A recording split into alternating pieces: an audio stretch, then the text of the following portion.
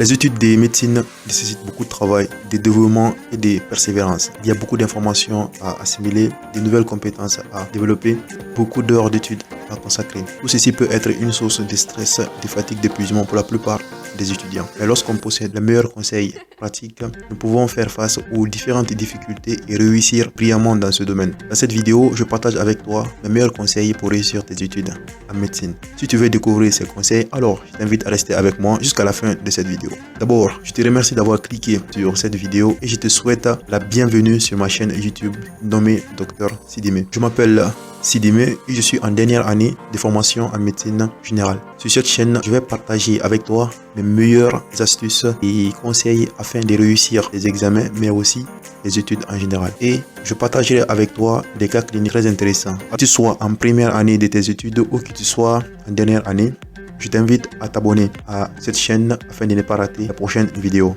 Let's go! Le premier conseil que je vais te donner dans cette vidéo, c'est organiser ton temps. Il faut que tu apprennes à planifier tes révisions, tes études, tes activités afin d'être plus productif. Le fait de planifier ta journée te permet d'avoir plus de temps de travail et ça t'empêche de procrastiner parce que tu as déjà bloqué des activités bien spécifiques à des heures bien spécifiques de la journée, ce qui va faciliter le démarrage de tes activités au cours de ta journée de travail. Tout ceci va diminuer le taux de stress et avoir un sentiment de satisfaction à la fin de tes journées. Et une journée bien planifiée te permet de profiter de beaucoup de temps libre afin de faire des activités qui te plaisent à côté de la médecine. Donc le premier conseil, savoir organiser ta journée. Il ne s'agit pas d'organiser une journée avec des objectifs inatteignables. Mon deuxième conseil sera d'utiliser les techniques d'apprentissage qui sont efficaces. Le plus souvent, on a tendance à faire du par cœur quand on veut apprendre une leçon, quand on veut apprendre nos cours. Mais il faut savoir que le lycée n'a rien à voir avec l'université. Ici, tu as beaucoup de cours. Donc, le par cœur sera vraiment pas efficace pour apprendre les cours. Des méthodes plus meilleures que de faire le par cœur lorsque tu es en train d'apprendre. Parmi ces méthodes, on peut citer le mind mapping, les cartes mentales, les méthodes de prise de notes, les méthodes des résumés des cours. Ce sont des méthodes qui vont te permettre de bien comprendre tes cours afin de mieux les maîtriser. Donc, je te demande d'éliminer le par cœur dans tes méthodes d'apprentissage et choisir des méthodes parmi les méthodes que je viens de citer. Parce que les méthodes sont vraiment des méthodes qui ont une grande efficacité car elles te permettent de mieux comprendre tes cours et donc de mieux les retenir. Le troisième conseil, faire des pauses. Ça rejoint un peu le premier conseil. Lorsque tu organises une bonne journée, il faut mettre dans cette journée des périodes de pause entre les moments de révision qui va permettre à ton cerveau de se détendre. Donc l'idéal est que chaque fois que tu es en train de réviser, chaque fois que tu fais une heure de révision, tu laisses 5 à 10 minutes afin de permettre à ton cerveau de se reposer, de se relâcher, de se détendre. Ou tu peux utiliser la méthode Pomodoro qui consiste à faire des sessions de travail de 25 minutes. Le conseil suivant, travailler avec des amis.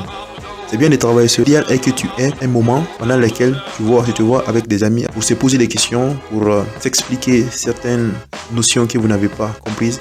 Et ce apprentissage mutuel va te permettre de beaucoup plus ancrer les informations et de corriger certaines notions que tu as mal comprises. Et c'est vraiment efficace pour la productivité et la compréhension de tes cours. Tu as tout à gagner quand tu révises avec tes amis.